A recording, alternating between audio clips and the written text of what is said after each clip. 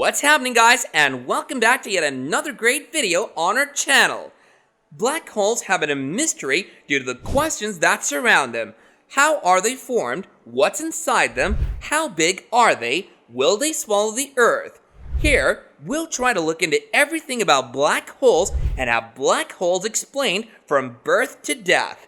Number 4, what is a black hole? Nothing, not even a light, can exit a black hole, which is a celestial mass of centrifugal acceleration from which nothing can depart. When a large planet dies, a black hole can arise. A star's core becomes unsteady as it runs out of thermonuclear resources near the time of termination and descends gravitationally in from the outside, destroying the star's outer atmosphere as a result of the breakdown. The fading star is compressed to a point of empty area and infinite saturation, dubbed the singularity by the enormous weight of component substance falling in from all directions. Since they're so small and radiate no illumination, black holes are difficult to view precisely. Their immense gravitational forces, on the other hand, may be seen by observing the impact on adjacent mass. The stuff streaming towards the black hole from its associate gets rapidly lit and emits abundant X-rays until reaching the black hole's event horizon and vanishing forever. For example, in the binary X-ray system Cygnus X1, one of several planets contains a black hole. There's a blue supergiant and an unseen partner that is 15 times the weight of the S. It appears that some of the black holes are not born from stars or astral beings. According to several theories, enormous amounts of interstellar gas accumulate and fall into gigantic black holes at the centers of quasars and galaxies. Scientists believe that gas traveling fast towards a black hole will generate more than 100 times the quantity of power generated by nuclear fusion. Quasars and some galaxy systems' enormous energy production could be credited to the collapse of millions or even billions of solar masses' worth of interstellar gas under gravitational force into a huge black hole. Number 3, Einstein's theory of general relativity. Relativity's geometry, often called Einstein's general theory of relativity, was presented by Albert Einstein more than a century ago as a way of describing gravity. Newton's law of universal gravitation is refined by general relativity, which explains gravity as a geometric feature of spatial and temporal scales or spatial relativity in all 4 dimensions in a homogeneous way. Newton's law of universal gravitation is refined by general relativity, which explains gravity as a geometric feature of spatial and temporal scales or spatial relativity in all 4 dimensions in a homogeneous way. The geometry of space and time in an instant is closely linked to the charge and motion of whichever substance and radiation are there at any given instant. The Einstein field equations, a collection of nonlinear differential equations, specify the relationship between the two. Particularly in regards to time and space geometries, some universal relativity forecasts deviate dramatically from conventional physicists' expectations. The gravitational time distortion, gravitational optics, light's gravitational distortion, the gravitational time lag, and black holes are all examples of such variations. This theory's claims about conventional physics have been verified by all findings and testings thus far. Even while general relativity isn't the only revolutionary theory of gravity, it's the one that's most coherent with practical evidence and the most straightforward as well. Unanswered concerns include how general relativity can be harmonized with the principles of quantum physics to establish a full and consistent explanation of quantum field theory, and how gravity can be merged with the 3 non-gravitational attractions, which are powerful, mild, and electromagnetic. The general relativity theory of Einstein is still true to this day, and it hasn't been ruled out, which is remarkable. However, Einstein's theory doesn't fully give an explanation to the gravity in the core of the black hole, and in some time, the researchers will have to come up with a more complete theory for an explanation of black holes.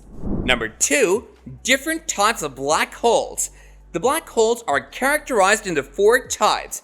First off, a stellar black hole is created when a larger star crumbles and proceeds to condense. When a star collapses, it creates a black hole that is significantly smaller but astonishingly heavy. 3 times as much matter as the Sun can be packed into a city-sized entity. As a result, items in the vicinity of the object are subjected to a tremendous amount of gravitational force. They then absorb the dust and gas from their nearby galaxies, which allows them to continue to grow larger and more massive in magnitude. The number of stellar black holes estimated to exist in our galaxy are around hundreds of millions. However, supermassive black holes overwhelm the solar system. Black holes are millions or billions of times more enormous than the Sun, but they have a radius that is similar to the Sun. Many galaxies, along with the Milky Way, are believed to have such black holes at their cores. As of now, scientists don't know how such gigantic black holes came to be. The residue, as well as gas that surrounds these goliaths, which is abundant in the center of galaxies, allows them to grow even larger. Small black holes merging into a black hole at the center may be the cause for supermassive black holes. Massive gas cloud cover could also be to blame, disintegrating and accumulating mass incredibly quickly. There's a third possibility, which is the destruction of an entire stellar cluster, which is a cluster of stars collapsing. Large black holes could form from huge groups of dark energy, according to the fourth theory. We can observe the gravitational influence of this material on other things. However, because dark matter does not produce illumination and cannot be directly analyzed, we don't know what it's made of and what it looks like. Formerly, black holes were assumed to be either minor or major, but recent research has revealed that intermediate black holes may exist. As a result of a chain reaction between stars in a cluster, these bodies could form. They could form in the same geographical area and then inevitably drop together to construct a supermassive black hole in the center of a galaxy. The black hole was discovered in the Curving Galaxies arm in 2014. Number 1. How black holes die, quantum field theory. Black holes disintegrate by a process called Hawking radiation after the famous scientist Stephen Hawking. Stephen Hawking, a British scientist, demonstrated that the gravitational pull at the singularity was powerful enough, even in principle, to allow radiation to escape into the larger universe at a little range of the singularity using quantum field theory in arched time and space. This radiation has the impact of gently dissolving the black hole itself. This emission doesn't originate from the black hole itself and is instead the result of subatomic particles being accelerated into becoming actual atoms by the black hole's attraction. If the black hole's force of gravity formed this hypothesized particle, antimatter-particle pair, the departure of one of the particles would lower the black hole size. Also known as the black hole evaporation, Hawking radiation is figured to decrease black hole volume and orbital power. Accordingly, black holes that don't acquire density through other means will decrease and eventually fade away as a result of this. Excluding the tiniest black holes, this would take a very long time.